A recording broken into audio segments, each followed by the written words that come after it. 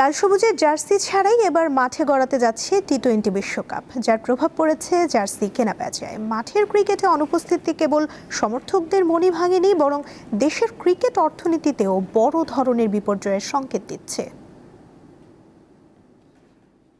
1999 সালের পর থেকে বৈশ্বিক আসরগুলোতে বাংলাদেশের উপস্থিতি নিয়মিত ছিল এতদিন। 2013 সালের চ্যাম্পিয়ন্স ট্রফি বাদে প্রায় প্রতিটি বড় টুর্নামেন্টেই উড়েছে লাল সবুজের পতাকা। তবে 2026 সালে টি-20 বিশ্বকাপে শান্ত লিটনদের অনুপস্থিতি দেশের ক্রিকেটের দীর্ঘমেয়াদী অগ্রযাত্রাকে বড় প্রশ্নের মুখে ঠেলে দিয়েছে। বাংলাদেশে অনেক বড় ক্ষতি হইলো, আমি মনে করি আমাদের ব্যবসায়ীরা আর সবাই ক্ষতি হয়েছে।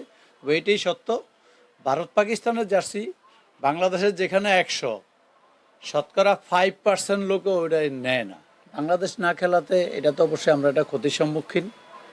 আর ক্রিকেটের যারা খেলতেছে পাকিস্তান, ভারত, এদের জার্সি খুব একটা বেশি চলে না। ফুটবল বিশ্বকাপের উন্মাদনা ছড়িয়ে পড়ে বিশ্বজুড়ে। ক্রীড়াপ্রেমীরা প্রিয় দল ও পছন্দের ফুটবলারের জার্সি গায়ে দিয়ে সমর্থন জানান। বিভিন্ন দেশের জার্সি কেনার হিড়িক পড়ে যায়। দ্য গ্রেটেস্ট শো অন আর্থে সবুজ কালিচায় এখনো ঠাঁই করে নিতে পারেনি বাংলাদেশ, কিন্তু ক্রিকেটের 22 গজের সংক্ষিপ্ত ফরম্যাটে এবারের আসরে অংশ না নেওয়ায় প্রকাশিত হয়নি নতুন জার্সি। তাতে টালমাটাল জার্সি ব্যবসা। হিউস্টনে রকিং টেস্টি, সীমানা ছাড়াও নিজেকে হারাও। ফুটবলটা অনেক ভালো হচ্ছে, ফুটবলটা আগাইতেছে।